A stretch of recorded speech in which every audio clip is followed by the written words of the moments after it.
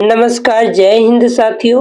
आप सभी के एग्जाम काफी करीब है और इसी को देखते हुए हमने साइंस के टॉप ऐसे 20 क्वेश्चंस को लेकर आए हैं जो एग्जाम में बार बार पूछे गए हैं और इस साल भी पूछे जाने की 100% संभावना है। तो दोस्तों, इस क्लास को आप सभी अच्छे से देखना।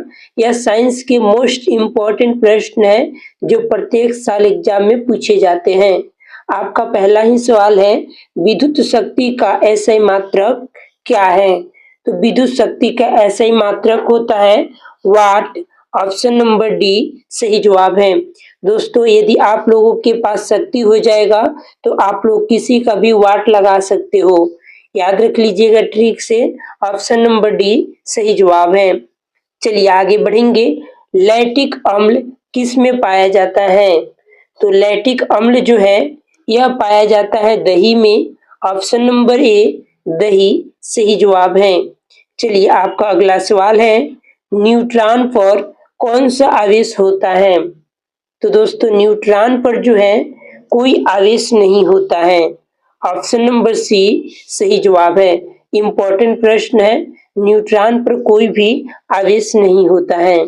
चलिए अगला सवाल है, बैटरी अम्ल कौन सा होता है? तो बैटरी अम्ल होता है ऑप्शन नंबर सी H2SO4 सही जवाब हो जाएगा ऑप्शन नंबर सी। चलिए अगला सवाल है, प्राणियों के शरीर में जल का प्रतिशत कितना होता है?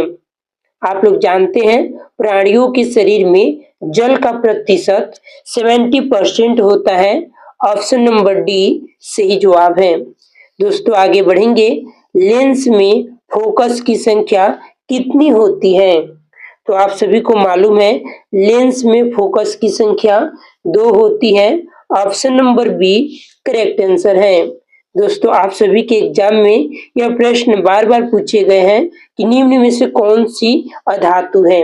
ऐसा प्रश्न पूछा जाता है। ठीक है, एक प्रश्न आता है जिसमें यह पहचानने के लिए देता है कि कौन धातु है और कौन अधातु है।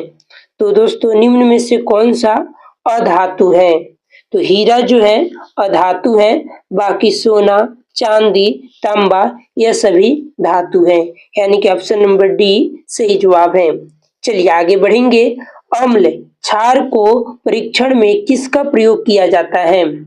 यानी कि अम्ल क्षार के परीक्षण में किसका उपयोग किया जाता है?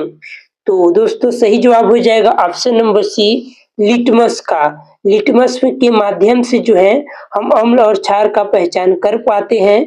ऑप्शन नंबर सी सही जवाब है। आगे बढ़ेंगे, धातुएं इलेक्ट्रॉनों को क्या करती हैं? आप सभी को मालूम है धातुएं जो है इलेक्ट्रॉनों का त्याग करती हैं।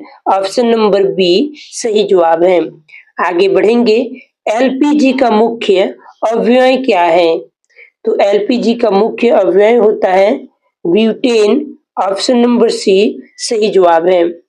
चलिए अगला सवाल है, ऑक्सीजन के 2 परमाणुओं के बीच कितने बंध होते हैं?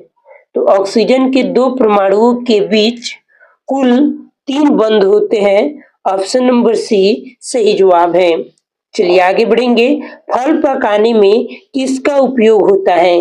वेरी वेरी इंपॉर्टेंट है दोस्तों, यह प्रश्न प्रत्येक साल एग्जाम में पूछे जाते हैं। फल पकाने में किसका उपयोग किया जाता है? आपके ऑप्शन है एथेन का, एथाइन का, एथिलीन का या प्रोपेन का। तो आपका सही जवाब हो जाएगा एथिलीन का उपयोग किया जाता है। ऑप्शन नंबर सी सही जवाब है। चलिए अगला सवाल है, खुला परिसंचरण तंत्र किस में पाया जाता है? तो खुला परिसंचरण तंत्र यह पाया जाता है कॉकरोच में। ऑप्शन नंबर सी सही जवाब है। आगे बढ़ेंगे, अगला सवाल है, लार में कौन सा एंजाइम पाया जाता है? तो देखिए लार में जो है यह पाया जाता है ptyalin enzyme. Option number C सही जवाब है। चलिए आपका अगला सवाल है, वास्तविक प्रतिबिंब कैसा होता है? तो आप सभी को मालूम है वास्तविक प्रतिबिंब जो बनता है वह हमेशा उल्टा बनता है। ऑप्शन नंबर बी सही जवाब है। आपका अगला सवाल है, स्वपोषी पोषण के लिए क्या आवश्यक है? तो स्वपोषी पोषण के लिए क्लोरोफिल, सूर्य का प्रकाश, CO2, उपयुक्त सभी आवश्यक हैं, यानी कि ऑप्शन नंबर डी सही जवाब है। दोस्तों आप लोग बताना कि मानव स्वपोषी है या परपोषी है, ठीक है। चलिए चीनी यानी कि शुगर का रासायनिक सूत्र क्या है? तो देखिए चीनी यानी कि शुगर का रासायनिक सूत्र होता है ऑप्शन नंबर बी C12H22O11, यानी कि ऑप्शन नंबर बी सही जवाब है। आपका अगला सवाल है रक्त का पीएच मान कितना होता है? तो रक्त का पीएच मान 7.4 होता है, ऑप्शन नंबर सी सही जवाब है। चलिए अगला सवाल है केंचुआ किससे श्वसन करता है? आप सभी जानते हैं केंचुआ जो है त्वचा से श्वसन करता है, यानी कि ऑप्शन नंबर सी सही जवाब है। चलिए दोस्तों अंतिम प्रश्न है कौन सा धातु कमरे के ताप पर द्रव होता है? तो यह धातु हो जाएगा ऑप्शन नंबर डी ब्रोमीन। अब दोस्तों आप सभी कमेंट बॉक्स में बताना कि आप लोगों ने 20 में कितना स्कोर किया।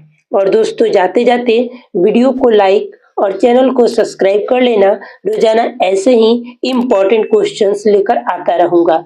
जय हिंद, जय भारत, जय बिहार। धन्यवाद।